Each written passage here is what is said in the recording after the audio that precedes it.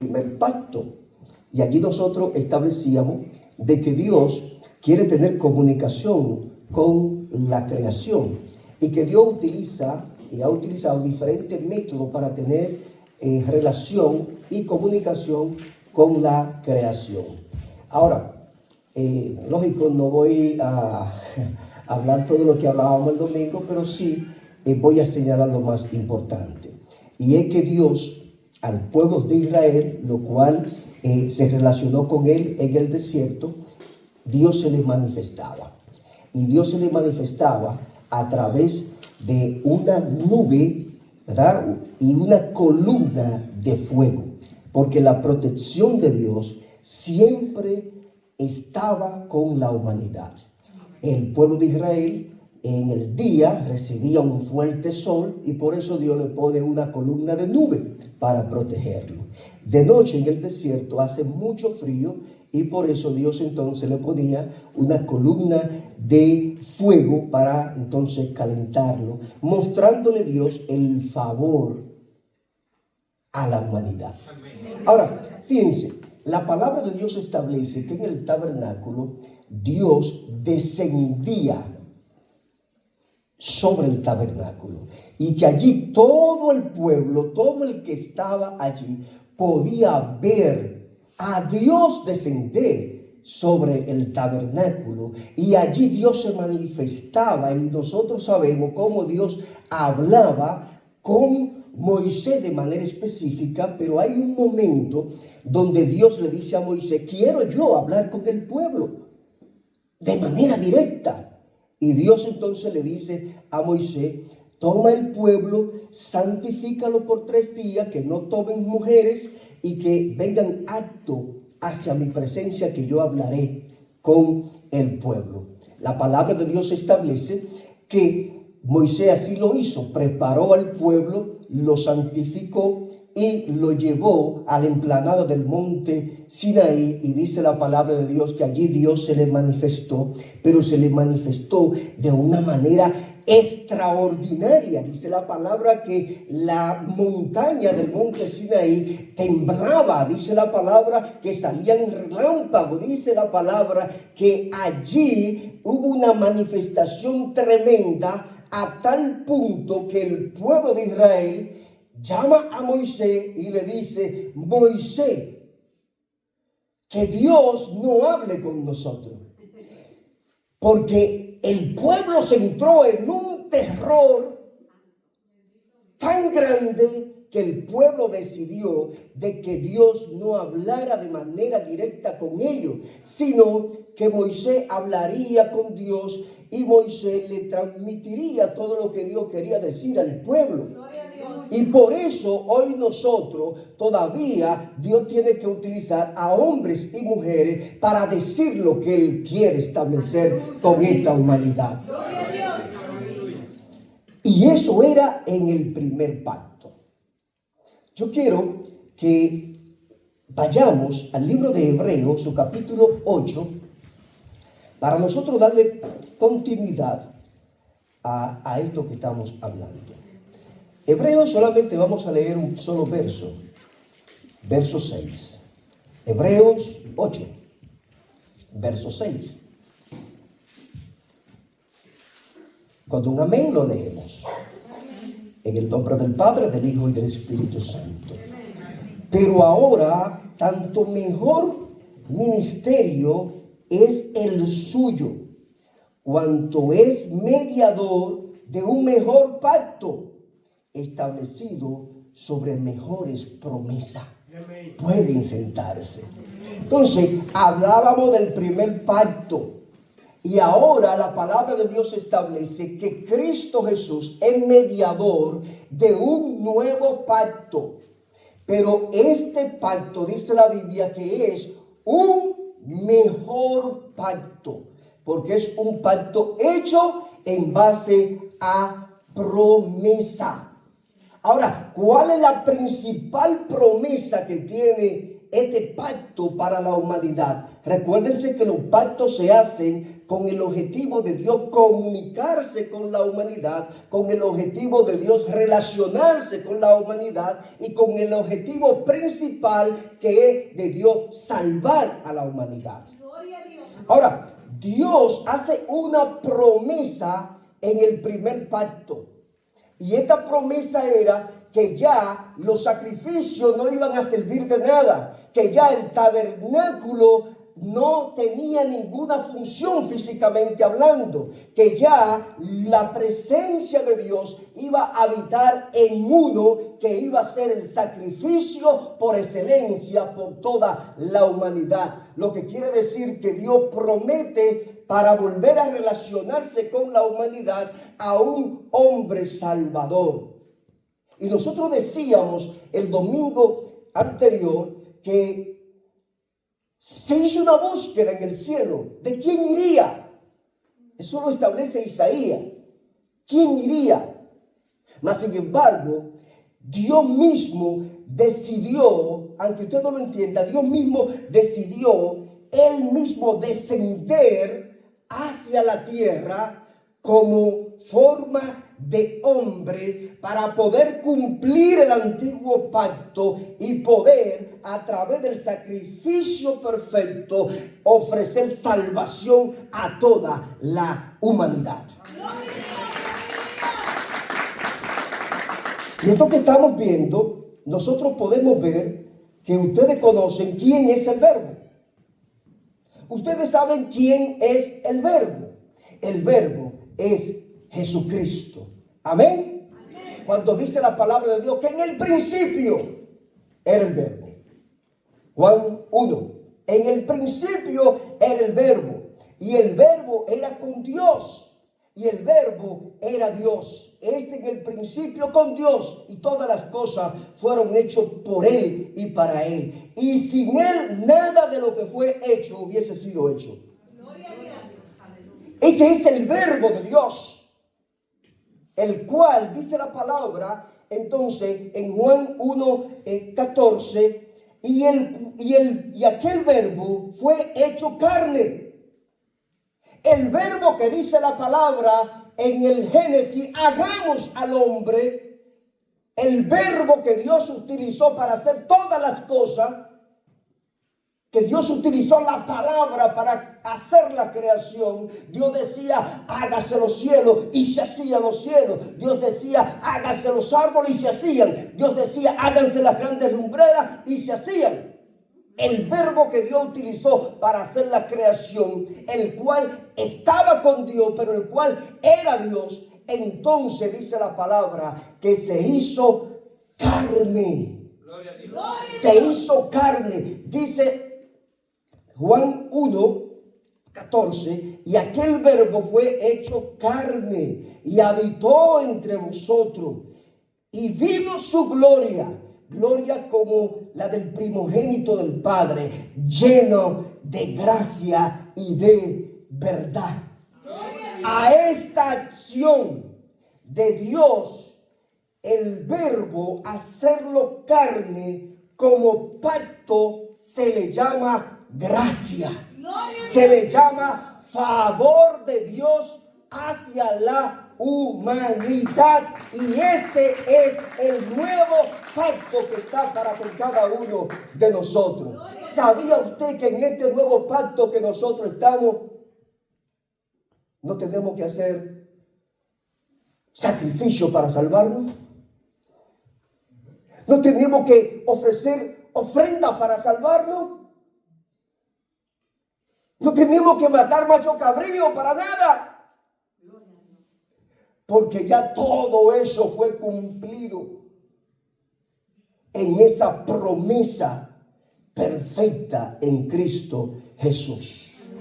Ahora, pero para hablar de lo que es la gracia de Dios manifiesta para cada uno de nosotros, necesariamente nosotros tenemos que hablar de lo que es la vida, obra, muerte y resurrección de Jesucristo. Oiga esto, la vida, obra, muerte y resurrección de Jesucristo. Ese es el nuevo pacto que Dios ha establecido con la humanidad. Fuera de ahí no hay salvación. Dígalo conmigo, fuera de Cristo no hay salvación. Fuera de Cristo no hay salvación, porque la salvación ha llegado a nosotros como un favor de parte de Dios. Como un regalo de parte de Dios ha llegado la salvación a través de Cristo Jesús. Y si nosotros hablamos de lo que es la vida de Jesús, nosotros todos conocemos de la manera que Cristo vino a este mundo. El domingo pasado yo hice una pregunta y la respondí.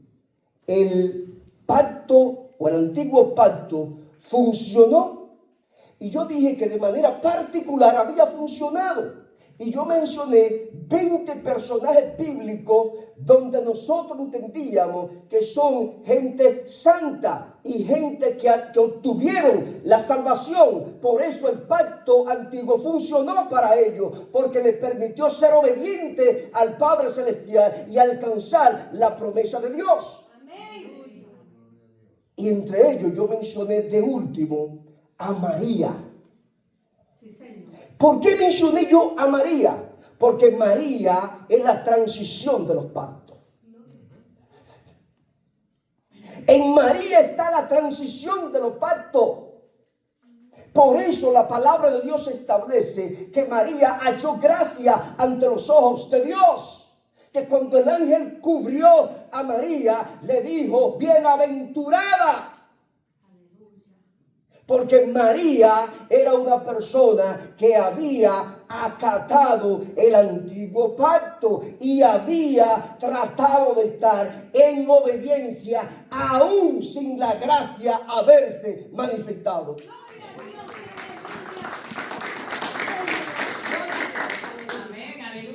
Entonces, a través de María es que el nuevo pacto comienza. ¿Por qué?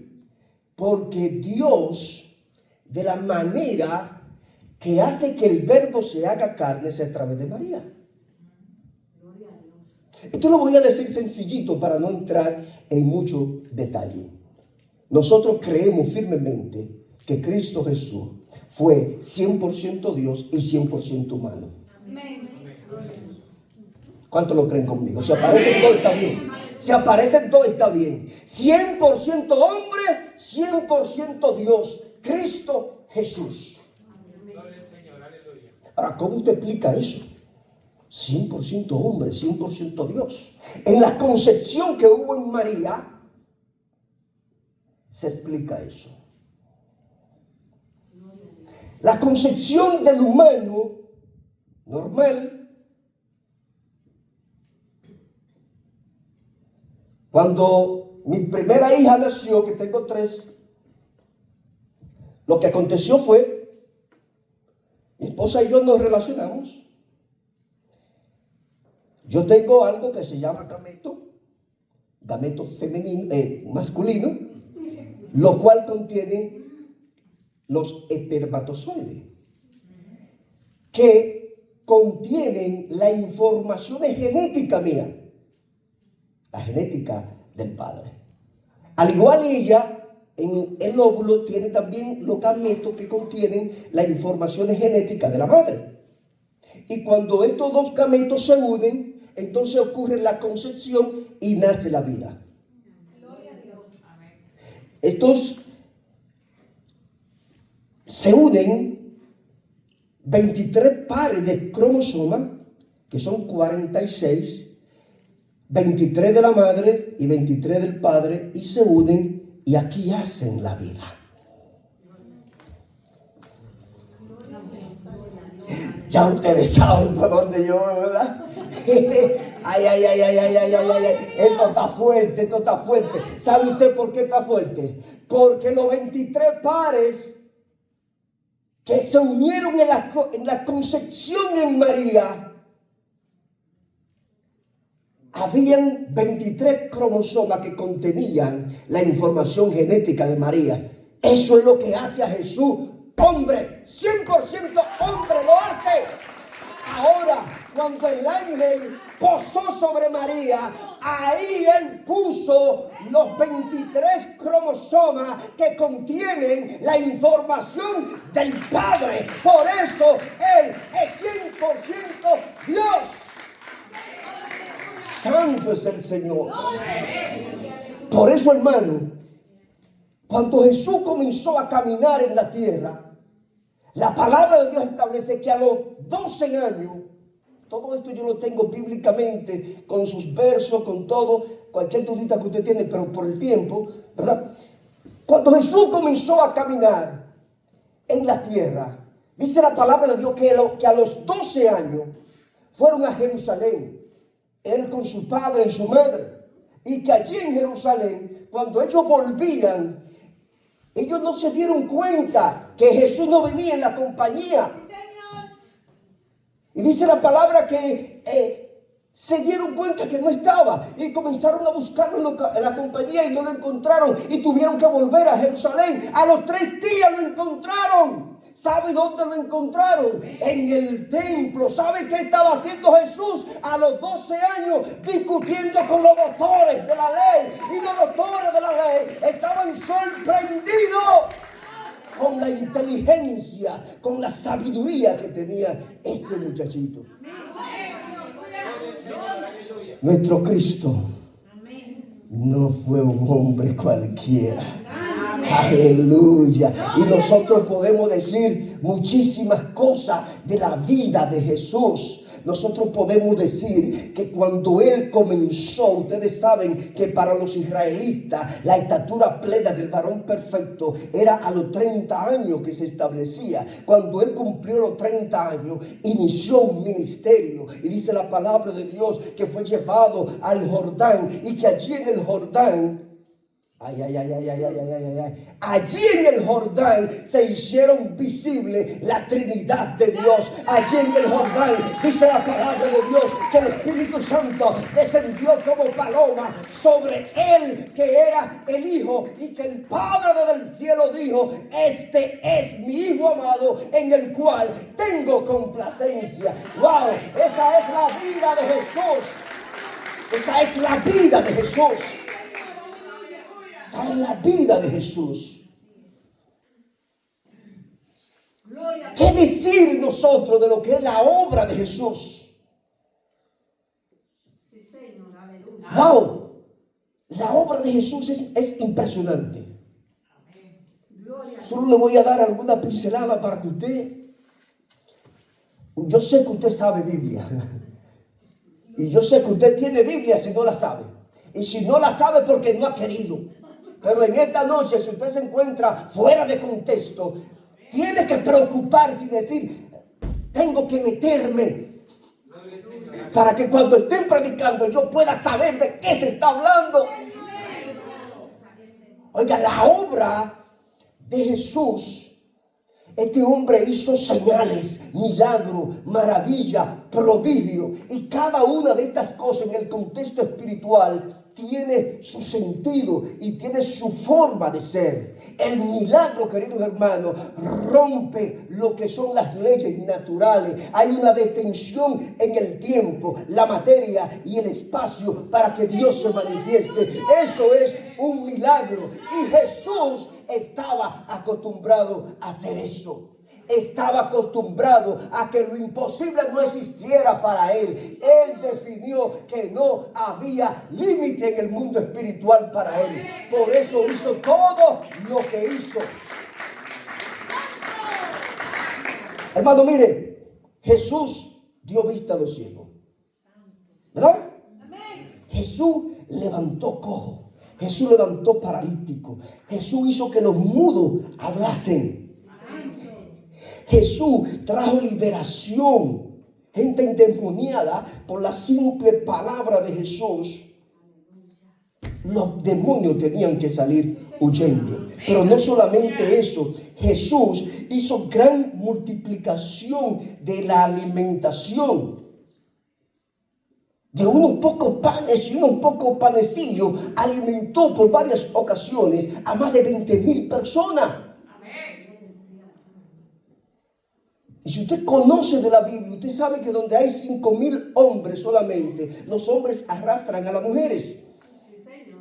Y todos comían. Gloria a Y Dios. sobraba. Amén. Aleluya. Porque Jesús era un hombre sobrenatural. Jesús caminó sobre las aguas. Amén. Gloria a Dios. Jesús, los vientos le obedecían. Sí, Señor. A la voz de Jesús, los vientos obedecían. A la voz de Jesús, todo lo que no era tenía que ser. Sí, Señor. Aleluya. ¿Sabe usted por qué? Porque la palabra establece que Jesús se iba hora y más hora a orar ante el Padre.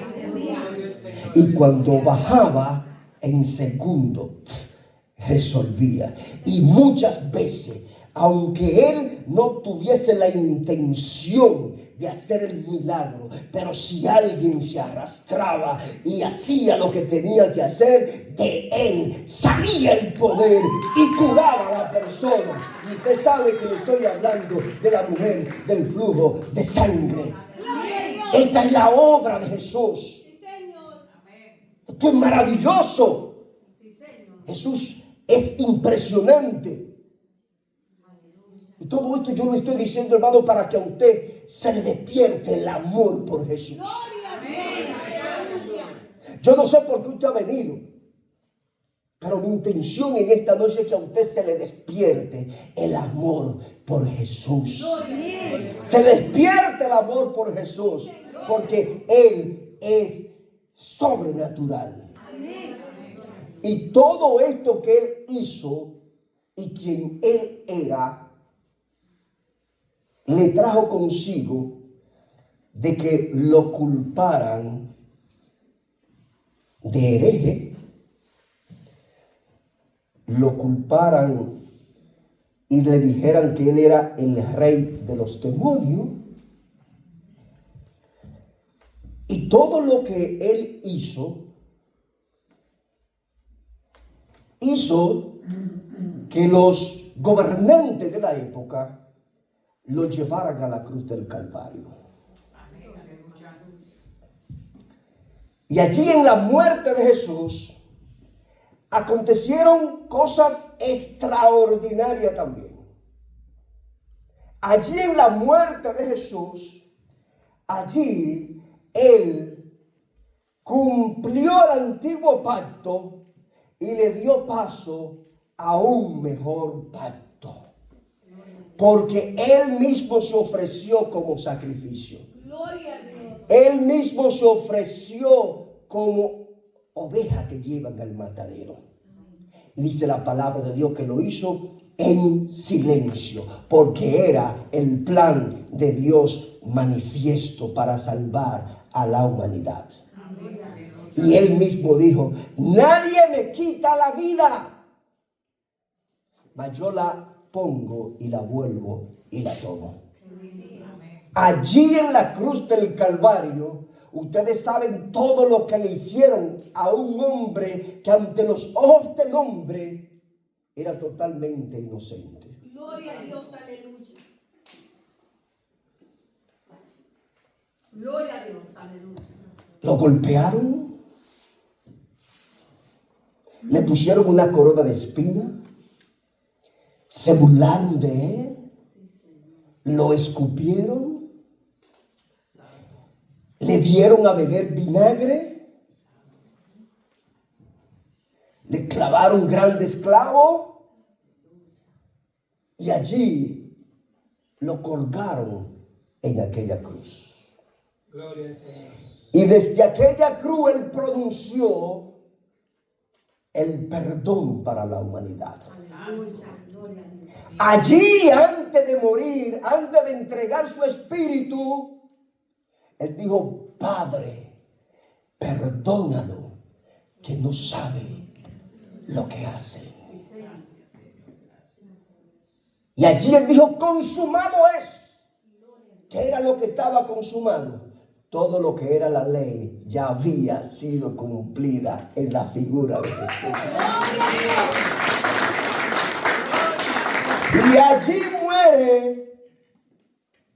Y en el momento que muere, él da a entender que aquel que salió de María no era un simple mortal. Dice la palabra de Dios que el velo del templo se rascó de arriba hacia abajo. Que era imposible humanamente hablando que una tela de aproximadamente 10 centímetros se rompiera de arriba hacia abajo de la manera que aconteció allí. Pero simplemente pasó esto para darnos a entender a nosotros que ya nosotros no hay nada que nos impida entrar a la presencia de Dios. Que no hay velo que nos impida. Que ya todos nosotros a través de Cristo Jesús tenemos acceso a la misma presencia de Dios. Ya no hay un tabernáculo físico que se entra al atrio, que se entra al lugar santo y que allí nos encontramos con un velo que no nos permitía entrar al lugar santísimo. Ya ese velo fue roto por la muerte de Cristo Jesús.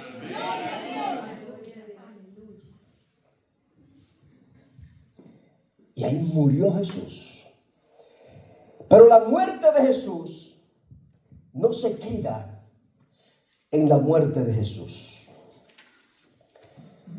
Jesús había prometido que él haría como Jonás, que duraría 3 días en la boca del pez y que luego saldría del pez.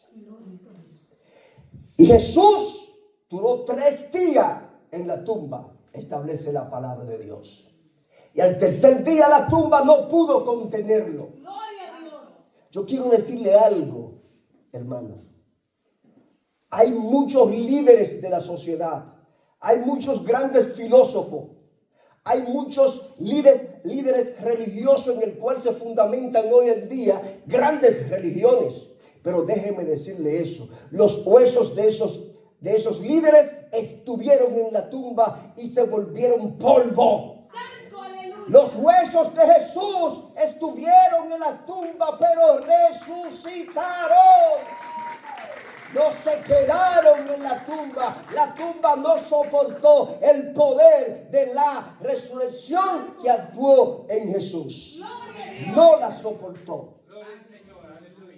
Por eso es que nuestra fe tiene que ser sólida. Nuestra fe tiene que ser de acuerdo al Dios que nosotros servimos, de acuerdo al Cristo de la gloria. Su fe no puede ser algo pasajero. Su fe no puede estar condicionado a algo que le dijeron. Su fe no puede estar condicionado a algo que le hicieron. Su fe tiene que estar condicionado a la falta de Jesús. Si Jesús falla, entonces su fe tiene que fallar. Pero le prometo que Jesús nunca fallará. Nunca fallará. Gloria a Dios, aleluya. Y a esto es que se le llama gracia. A este pacto es que se le llama gracia. Porque nosotros no hicimos nada para merecernos lo que hoy en nuestras manos nosotros tenemos. Yo sé que cada uno de ustedes siente el gozo de su salvación. Y si no es así, es bastante fácil. Es solamente reconocerle. Creer que Dios le levantó de los muertos. Sí, Señor. Y ahí el gozo de la salvación entra en nuestras vidas. Y aunque se haya muerto un pariente, hermano, no pudiésemos estar contentos, pero alegre tampoco. Pero el gozo siempre debe de permanecer con nosotros. Porque ese gozo es el gozo de la salvación, el cual Cristo Jesús depositó en nuestras vidas. ¿Cuántos han sido acusados por algo? Amén. Gloria a Dios. El enemigo, porque él ya no tiene solución, quiere vivir acusándonos. Sí, Señor. Todos hemos cometido errores. Todos. Hace un año atrás quizá usted no se sentía apto la gloria de Dios, no se sentía apto del favor de Dios en su vida. Pero hubo un tiempo después de eso que usted dijo, me arrepiento de todo corazón. Gloria a Dios. Aleluya. Me arrepiento de todo corazón. Y el diablo, Satanás, no le gusta su arrepentimiento. Satanás siempre cuestiona lo que usted ha hecho en favor de su salvación. Y por eso él siempre, ese es su trabajo, vivirlo cuestionando. Muchas veces usted va a orar, muchas veces usted va a hacer algo y algo lo cuestiona a usted mismo. Y déjenme decirle algo, que con la resurrección de Jesucristo, Jesucristo no se quedó ajeno a lo que nosotros somos. La Biblia dice que Él tomó el acta de los decretos que no eran contrarios a usted y a mí. El acta de los decretos que no eran contrarios a nosotros. En la resurrección, Él lo tomó y la clavó en la cruz del Calvario. Lo que quiere decir que el papel legal de lo que usted había hecho, ya Satanás no lo tiene. Satanás no tiene razón de acusarlo. Satanás no tiene ninguna razón de decir este era o este es. Ya Cristo lo llevó a la cruz del Calvario. Lo que quiere decir que si usted ha hecho un arrepentimiento genuino en su vida, usted tiene que andar libremente, confiadamente de que Dios está con usted. Y si Él está con nosotros, ¿quién contra nosotros? Den un aplauso fuerte. Aleluya. Bendecido Dios. Amado, y todo esto que hemos hablado de la vida, obra, muerte y resurrección de Cristo, a esto se le llama la verdad presente. Todo lo que Pablo enseña, lo enseña en base a esto que estamos hablando. Las 13 cartas que Pablo escribió a sus iglesias, todo en resumen lo que dice es esto que estamos hablando, lo cual se denomina la verdad presente, porque Dios nos ha dado una nueva forma de vivir. Dios nos ha dado un nuevo nacimiento. Ya nosotros no tenemos, vuelvo a repetirlo, que hacer nada para forzar la salvación. ¿Sabe usted por qué? Porque todo lo que era el antiguo pacto es representado en Cristo Jesús ahora. Todo lo que era el antiguo pacto es representado en Jesús ahora. La nube y la columna de fuego en el desierto era una representación de Cristo. Oiga esto, el tabernáculo era una representación de Cristo. El maná era una representación de Cristo. Y todo esto tiene su explicación bíblica. Dijo Jesús que Él es el pan que descendió del cielo. Entonces, Él es el maná. Entonces, Jesús representa el cordero limpio y sin mancha, el cual se llevaba y se hacía sacrificio para el perdón de los pecados del pueblo. Ya Jesús hizo un solo sacrificio. Él dijo: yo soy el cordero perfecto y muero por toda la humanidad. Y digo por toda, porque la gracia de Dios no es solamente para nosotros. La gracia de Dios es para todo el mundo. Es para todo el mundo. Porque de tal manera amó Dios al mundo que dio a su Hijo unigénito para que todo el que en él crea no se pierda, mas tenga vida eterna y la tenga en abundancia. Fue para todo el mundo. Lo que pasa es que nosotros hemos asumido la responsabilidad que trae la gracia. Ay, santo. Nosotros hemos asumido la responsabilidad que conlleva la gracia. Y la responsabilidad es creer que Jesús es el líder del nuevo pacto. Creer que Jesús murió y resucitó y que lo hizo para limpieza de todo nuestro pecado. Jesús es el sumo sacerdote, el cual no tiene que ofrecer sacrificio por sí mismo. ¿Por qué? Porque Jesús fue probado en todo y no se encontró pecado en él. Lo que quiere decir que no es como el sacerdocio del antiguo pacto, que también el mismo sacerdote tenía que ofrecer sacrificio por él, por su propio pecado. Ya Jesús es el sumo sacerdote del nuevo pacto, y este sacerdocio no es como del linaje de Leví, sino que viene del sacerdocio de Melquisedec. Un sacerdocio eterno y para siempre. Jesús también es el arca. Jesús simboliza el arca y su contenido. Gloria a Dios. Oiga esto, ¿cuál era el contenido? Dijimos el maná. El pan que se daba en el desierto, había una porción dentro del arca. Jesús es esa porción. Pero también estaban las leyes. Y hoy nosotros, cuando entramos en Jesús, nuestra conducta tiene que ser regulada a la conducta de Jesús. Gloria a Dios. Por eso Pablo dice revestido de Cristo. Porque cuando la gente nos ve a nosotros, la gente no puede ver a Ariel. La gente no puede ver a usted. La gente tiene que ver a Cristo en nosotros. Gloria a Dios. Aleluya. Amén. Amén. Esto es, hermano, cuando entramos en Cristo. Nosotros, todo nuestro carácter tiene que ser modelado hacia el carácter de Cristo.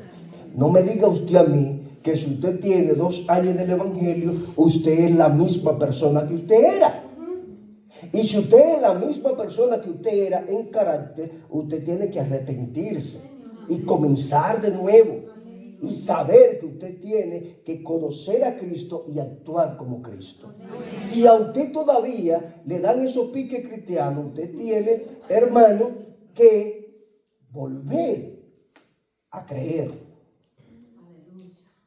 Si usted, estando en su trabajo, se olvida de la gracia de Dios que hay sobre su vida, entonces usted todavía tiene que hacer su paso de fe. Amén. Lo que estoy diciendo, yo creo firmemente que todo el que está aquí no es igual a lo que era. ¿Sabe usted por qué? Porque la ley que se manifestó en Jesús, la ley que Cristo cumplió, que regula la conducta de Cristo, cuando nosotros entramos en Cristo también regula nuestra conducta. Sí, Señor. Amén. Amén. Y Cristo Jesús también es la vara de Aarón. ¿Por qué? Porque donde Cristo entra, da vida. Gloria a Dios. Donde Cristo entra, da vida. Si usted ve una foto mía 20 años atrás, usted dice, ¿y ese viejito? ¿Fue conmigo qué pasa solamente? Porque quizás a mí me ha dado vida. A mí me ha reverdecido. Gloria a Dios. Si usted ve, debe de traerla. Si usted ve una foto mía 20 años atrás, con un pocito de teenager, flaquitico, flaco. Le prometo enseñársela más luego. Pero si usted la ve y usted me ve ahora, usted dice, wow, Cristo Jesús hizo la función en tu vida como la vara de Aarón. Te ha reverdecido, está jovencito. Y yo creo, hermano, que aquí hay mucha gente que se identifican con lo que yo estoy diciendo. Amén. Gente que están más joven que lo que eran hace tiempo atrás. La gracia de Dios, queridos hermanos, mire, tiene que hacer algo en los creyentes. Y todo esto está bíblicamente por sus versos, con sus versos y todo eso. Pero voy a repetir por motivo de tiempo. Mire, la gracia de Dios es un regalo, es un don de Dios. Efesios 2, 8 y 9. La gracia nos reconcilió con Dios. Amén. Gloria a Dios. La gracia nos reconcilió con Dios. La gracia nos justifica. Tito 3, 7. La gracia nos permite glorificar a Cristo. Amén. Si no por la gracia, hermano, nosotros estuviésemos en otro lugar. Pero la gracia de Dios, el favor de Dios que está en nuestra vida, nos hace que nosotros glorifiquemos a Cristo. La gracia nos salva. Efesios 2, 5 al 7. Dice que por gracia soy salvo. No por obra, para que nadie se gloríe. Muchas veces se entra en conflicto. Sin obra no hay fe, sin obra no hay gracia. No. Cuando la gracia de Dios entra en su vida, por default, ¿verdad?, de manera indirecta, usted es obligado a hacer obra. Porque si la gracia de Dios te invita a que sea como Jesús, Jesús era misericordioso con las demás personas. Jesús le dolía el dolor de la otra persona. Jesús tenía empatía con los demás. Lo que quiere decir que la gracia nos lleva a hacer las buenas obras. Pero no es que por usted hacer buenas obras, usted va a obtener salvación. Usted puede hacer buenas obras y si no tiene la gracia de Dios en su vida, está haciendo buenas obras. Amén. El complemento perfecto es que el favor de Dios esté en nuestra vida, que la gracia de Dios esté en nuestra vida, para que la obra que hagamos, la hagamos de manera legal. Amén. Den un aplauso al Señor. Bendecido Dios. Miren, yo sé que nos excedemos un poquito, pero yo quiero ya por último, para el creyente, la gracia es suficiente. Oiga lo que le voy a decir. Para el creyente, la gracia es suficiente. Usted puede tener los problemas que usted tenga.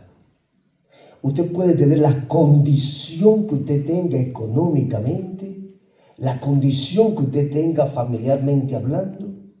Y si la gracia de Dios está con usted, eso tiene que ser suficiente. Si no, pregúntele a Pablo. Si no, pregúntele a Pablo. Ninguno de nosotros le da ni siquiera...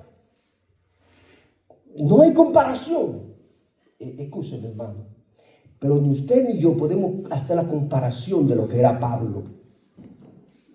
No hay. Si usted quiere el próximo viaje, le doy un mensaje de Pablo para que usted vea quién era Pablo. Pero miren, no hay comparación.